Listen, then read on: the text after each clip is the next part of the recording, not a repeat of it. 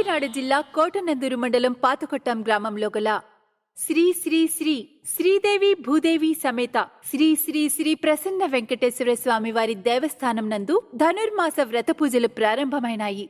శుక్రవారం అనగా 10/1/2025 వైకుంఠ ఏకాదశి సందర్భంగా ఉదయం 8:01 నుండి సుమారు 5 కిలోమీటర్ల మేరకు గిరి ప్రదక్షిణ అనంతరం ఉత్తర ద్వార దర్శనం కల్పించబడును. కావున భక్తులెల్లరూ ఈ వ్రతమును చేయించి ప్రతిరోజు పూజలో పాల్గొని చూచి స్వామివారి తీర్థ ప్రసాదాలు స్వీకరించి తరించగోరుచున్నాము. ఇట్లు ఆలయ కమిటీ.